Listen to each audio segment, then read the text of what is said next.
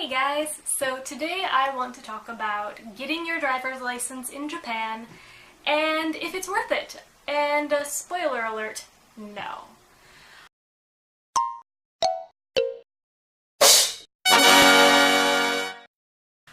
If you are an ALT with a driving placement, you will have no choice but to get your driver's license after your international driving permit expires. If you are an ALT without a driving placement, it's really up to you if you want to get it or not. Because I live so far from everything convenient, except for my school, I decided to try and get my driver's license because I'm getting really tired of walking 20 minutes one way to the nearest grocery store, which, by the way, doesn't even have a lot of stuff.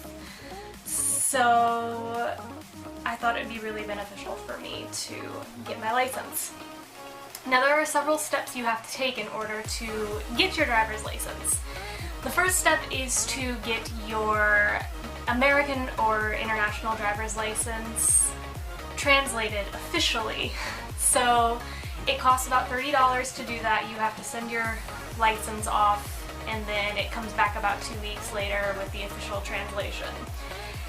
And you have to get what's called a jumenhyo, and that is basically just a paper saying that you live where you say you live in Japan. And that costs like 200 yen to get, so like $2. You can get it at the city hall. You don't even have to speak much Japanese to do it. You go up to the desk, say jumenhyo, and they help you fill out the paperwork, which is just your name and address. Okay, once that is done, you get to go to the interview. Now, this interview was the most ridiculous thing I have ever experienced in my life. Now, I was told that it would be ridiculous, and I was told that it would be very long, and it was. I had a translator come with me because they don't do it in English, and even though I had this official translation of my US driver's license, the interviewer still nitpicked every little thing. He kept pointing at my license saying, "What does this mean?" And I'd say, "That's my blood type." And "What does this mean?" "That's my address. I live in the US on a street that ends in Boulevard." And of course the abbreviation for that is BLVD. And I had to explain that, and this interviewer's mind was just blown by this. He was also very confused about my last name. So my last name starts with Nick, and on official documents there's really two ways it can be spelled: MC no space the rest of my name, or MC space the rest of my name. And in Japan there's only one way. So this guy is looking at all my documents and my passport and all that, and he's got his head in his hands and he looks so confused, and he's asking me which one is the right one. And I was explaining they both are right, technically. And he couldn't understand. And this went kind of back and forth for about 20 minutes. It was an ordeal. Now, the interviewer's job is to make this process as difficult as possible for you. Basically what they're trying to do is discourage you from wanting to get your license. And they do a pretty good job. Some of the questions they ask is, what was the make and model of your first car? What color was your first car? Because that's very important. And what car did you drive at your school for training? And he wanted to know all the details of my driver's ed courses in high school. That was 10 years ago. It was very difficult to remember a whole semester's worth of information from 10 years ago. And he also wanted to know how long the written driver's test was at the DMV, how many questions, how long it took me to complete, what the course was like when I took my behind the wheel test, and then I had to explain that at my DMV there was no driving course. They just took us out on the street. And that also blew his mind. Oh gosh, what else do they want to know? They wanted to know how long I drove my first car, they wanted to know where I got my first car from, they wanted to know everything under the sun. It was unbelievable. So the interview in total lasted about 2 hours of just nonsense. Completely unimportant questions. And I was smiling the whole time, I was being nice the whole time, and inside I was just, what's the point? There is no point. They just want to make you frustrated. And it works very well. And then they said they would call my translator in 2 weeks to tell me if I passed or not. And they called her the next day and told her that I passed. So next came setting up the driving appointment.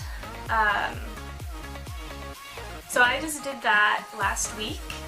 And I went in, and the first thing you have to do is take a written test. It was very easy, like stupid easy.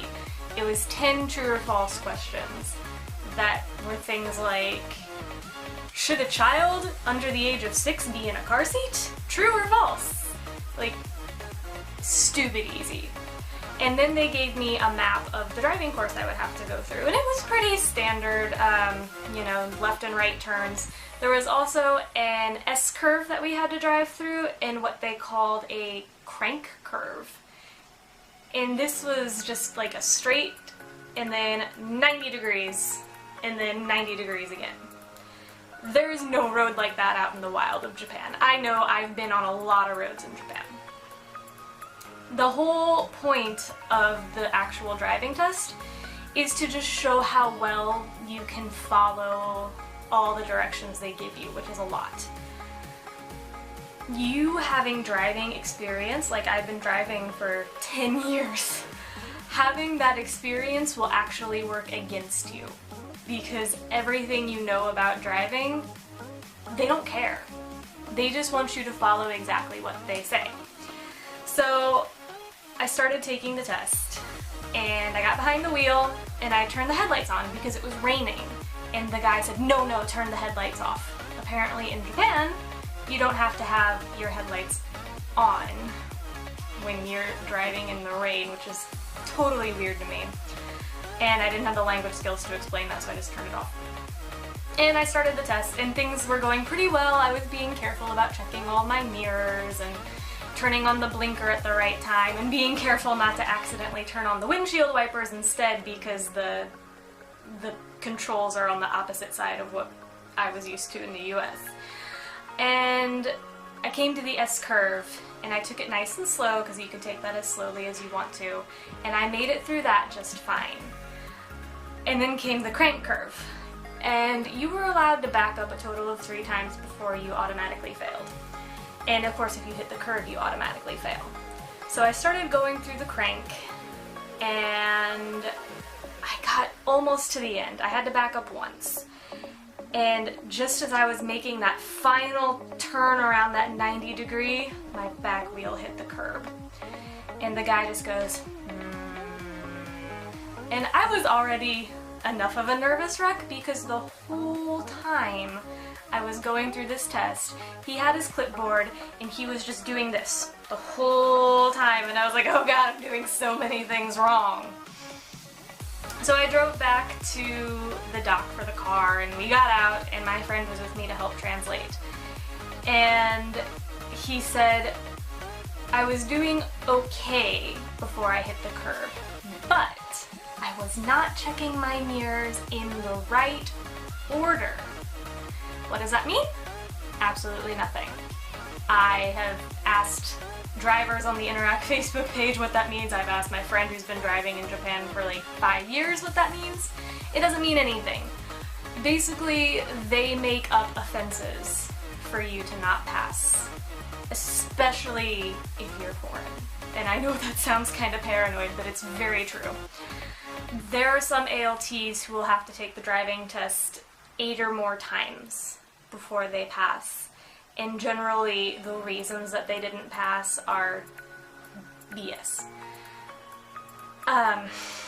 So I probably would not have passed even if I hadn't hit the curb on the crank, just because I wasn't checking my mirrors in the right order. So after that, and after hearing all the accounts, it's noon. My town plays music when it's noon. Anyway, after hearing all the accounts from other drivers, I decided it wasn't worth it. First of all, it costs a little over $20 to take the test each time. And if it was going to take me 8 or 10 times to pass, I don't have $200 to spare. I barely had the $20 to spare for that first test just because Interact doesn't really pay for August since you're not working. It's a totally other story. So in the end, I decided that getting my license wasn't worth it. And I'm just going to have to live without a car. And I can. I've lived without a car for the past year. It's frustrating to have to walk everywhere, to take an hour to get groceries. But it's just not worth the stress. So if you have a driving placement and you have to go through all this nonsense, I'm sorry and best of luck to you. Some people recommend taking the driving school, which is like another $50. I think it's like $50 an hour of driving training. And again, I don't want to go through that. I would have to miss work and I don't want to do that. If you don't have a driving placement, it's not worth the headache, guys. It's really not. So if you want to drive, more power to you. If you don't, you're gonna have nice, strong legs. So that's all I've got for you today. I will come back later with some more videos, and I will talk to you guys later. Bye.